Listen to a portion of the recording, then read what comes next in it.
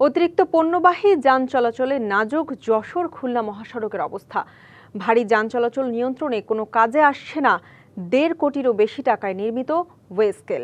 স্থানীয় truck, tank lorry ও tractor মালিক সমিতির চাপে সেটি মাত্র ৩ দিন চালু থাকার পর বন্ধ রয়েছে ৩ বছরেরও বেশি সময় ধরে।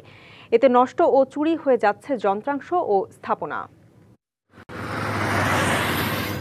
খুলনা হয়ে মোংলা বন্দরের মধ্যে সংযোগ স্থাপনকারী মহাসড়কে অতিরিক্ত পণ্য বোঝাই যানবাহন চলাচল ঠেকাতে ২০২২ সালে ১,৬৩,০০,০০,০০০ টাকা ব্যয়ে স্থাপন করা হয় একটি ওয়েস্কেল বা ওজন নিয়ন্ত্রণ কেন্দ্র।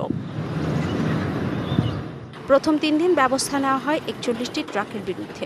এতে ক্ষিপ্ত হন ট্যাঙ্ক লরি ও ট্রাক্টর মালিক সমিতির নেতা ও ট্রাক মালিকরা।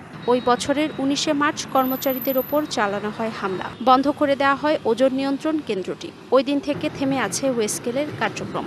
মোটরসাইকেল ইঞ্জিনিয়ার সহ প্রায় ১-১৫০ লোক ওখানে মাইক্রো তারপর প্রাইভেট নিয়ে স্কেলে তারা এখানে হামলা করে।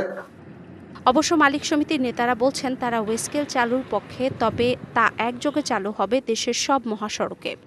সানবিট সব দিবে সামাল। সানবিট ম্যাজিক প্রেস ডিশওয়াশিং এর মাথা ঘোরানো সলিউশন। শুধু আমার এই মোকামে চালু করবেন এই বেল্টে, আর অন্য মোকামে চলবে ২০ টন, তাহলে আমার মোকামটা মার হয়ে যাবে।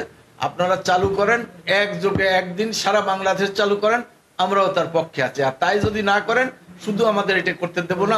এদিকে অতিরিক্ত পণ্য বোঝাই যানবাহনের চাপে খানাখন্দ দেখা দেয় যান চলাচলের অনুপযোগী হয়ে পড়েছে মহাসড়কটি। রাস্তাটা তো যে ক্ষতি হচ্ছে বলার মতন না। এখানে ১০ টাকার একটা ট্রাক উল্টে গেছে। ১০ টাকা বালির গাড়ি যায়, সব বিপদে হচ্ছে বেশি। তাতে এই ধুলো বালি বর্তমান সরকার দেখছে না এগুলা। গুরুত্বপূর্ণ মহাসড়কটি টিকিয়ে রাখতে বন্ধ ওয়েস্কেলটি চালুর বিকল্প দেখছেন না উপবিভাগীয় প্রকৌশলী।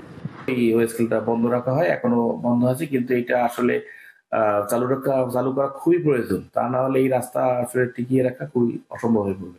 সড়ক ও জনপদ বিভাগের তথ্য অনুযায়ী যশোর খুলনা মহাসড়কের ধারণ ক্ষমতা ২৪ থেকে ২৭ টন, অথচ ৫৫ থেকে ৬৫ টন পণ্য নিয়ে নিয়মিত অবাধে চলাচল করছে ১০ চাকার ট্রাক। DBC news desk.